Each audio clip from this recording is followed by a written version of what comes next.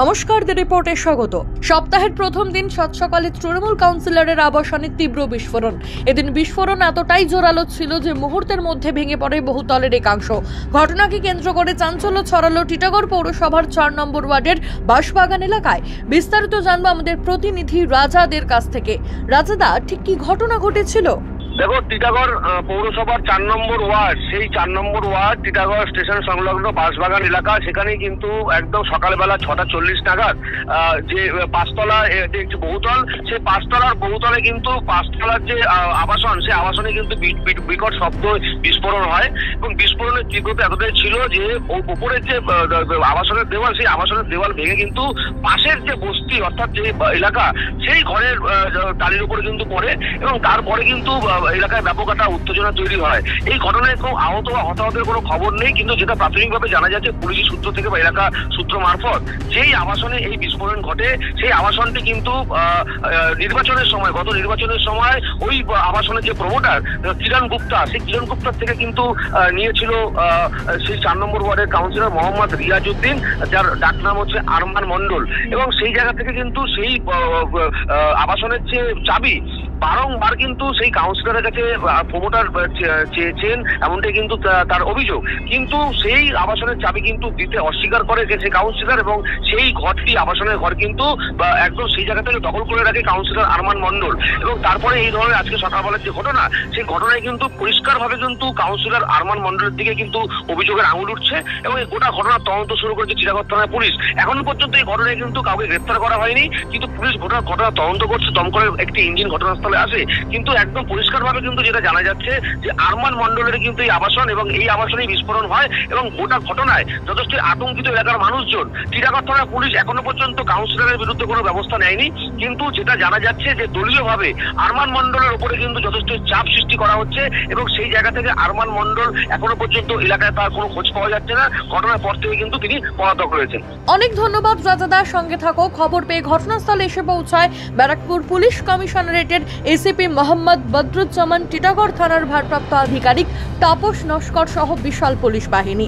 ঘটনাস্থল পরিদর্শনের পর সাংবাদিকদের মুখোমুখি হয়ে কি বললেন পুলিশ আধিকারিক, শুনবো। যাতে কেউ ঢুকতে না পারে, আমরা এফএসএল টিমকে ডাকবো। এফএসএল টিম এসে এখানে নিজের কাজ করবে। আমাদের তদন্তে যেটা আমরা দরকার, আমাদের ওপিনিয়ন, ওটা আমরা পাবো। আপাতত আমরা একটা কমপ্লেন পাচ্ছি, কমপ্লেন পেয়ে আমরা একটা কেস শুরু করছি। এখন অব্দি কমপ্লেন পাইনি আমরা, কমপ্লেন এরকম আসবে, দেখুন হয়তো আননোন হবে, হয়তো পাইনি। এখানে কি রাখা ছিল? অভিযোগ করছে কাউন্সিলরের অধীনেই ঘর ছিল, একই অভিযোগ বিল্ডিং মালিকের। এটা দেখে নিচ্ছি আমি, কমপ্লেন এখন অব্দি পাইনি। আমি জাস্ট সরাসরি চলে এসেছি পিওতে, এখানে থানা যাবো।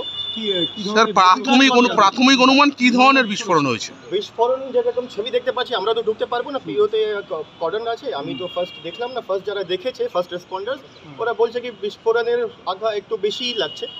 ওই দিক থেকে আপনারা জানতে পারবেন কি একটা দেওয়াল ভেঙে ওখানে নিচে তলায় চলে গেছে, তো নিশ্চয়ই একটু হতে পারে, একটু বেশি মতোই হতে পারে, কিন্তু এটাও ডিপেন্ড করে কি কনস্ট্রাকশনের ইন্টিগ্রিটি কেমন আছে। কি ধরনের বিস্ফোরণ ছিল? ওটা এক্সপার্ট টিম এলে আমাদের বোমা ছিল বলে জানতে পেরেছি, আমরা কিছু বলতে পারবো না এখন। এক্সপার্ট টিম এলে, এফএসএল টিম এলে ওরা বিস্ফোরণের জেরে জানলার গ্রিল গিয়ে পড়েছে 50 ফুট দূরের, 10 ফুট ওটাই দেখতে হবে আমাদের। স্যার, কোনো আহত বা কোনো ইনজুরি? কোনো এরকম আমরা রিপোর্ট পাইনি যে কেউ আহত আছে। উল্লেখ্য, এদিন সকালবেলা বহুতলের ৫ তলায় এক পরিত্যক্ত ফ্ল্যাটে আচমকা বিস্ফোরণ হলে আতঙ্কিত হয়ে পড়েন স্থানীয় বাসিন্দারা। কি বলছেন তারা, শুনুন। सिर्फ आवाज आया यहाँ पर और कोई सा बात नहीं है। अब आवाज हुआ, हम लोग निकले हैं, देख रहे धुआं है, बस यही सब देख। बहुत जोर से आवाज आया। कमरे में कोई नहीं रहता। इससे पहले एक आदमी सोते थे, वो अभी नहीं है। आवाज हुआ, बड़ो केंपे उठेছিল। हाँ, बहुत आवाज। কটা নাগাদ হয়েছে? कितने बजे हुआ? 6:30 का करीब हुआ है। কত 6:30? 6:30 या 6:40 का करीब हुआ है। तब आप क्या करते थे? हम लेट के थे घर पे। आतंक है क्या? आतंक है क्या? भय, डर क्या है? डर तो हुआ है। क्यों? ऐसा बात नहीं। क्यों? आवाज से डर लगा है और कोई बात नहीं। যখন উঠে দেখছি পুরো ভিড় লাগানো আছে, আমার বোর হ্যান্ডিক্যাপ আছে, আমি কাজ করতে যাই, আমি দিন ভরে আমি বাড়িতে থাকি না। এই ঘরটা খালি থাকে, বাচ্চারা খেলে, এমনি ঘরে কই থাকে না, লোক থাকে না, এমনি খোলা থাকে ঘরটা। আমি ধম করে একটা আওয়াজ শুনলাম, তারপরে আমি চোখ মুছে উঠলাম, এই দরজা খুললাম, ওই বাইরের দরজা খুললাম, খুলে দেখছি লোক পুরো ভিড় লাগানো আছে। কিসের আওয়াজ ছিল আমি জানতে পারিনি, বোম আছে কি আছে আমি জানতে পারিনি। এখানে থাকতো, বাচ্চারা খেলতো, এমনি খোলা থাকতো সবসময়। এদিন খবর পেয়ে ঘটনাস্থলে এসে পৌঁছায় টিটাগড় পৌরসভার পৌরপ্রধান কমলেশ সাউ, উপপৌরপ্রধান মোহাম্মদ জলিল সহ আরো অনেকে। কে বা কারা কি উদ্দেশ্যে এই বোমাগুলি মজুত করে রেখেছিল তা জানতে শুরু হয়েছে তদন্ত।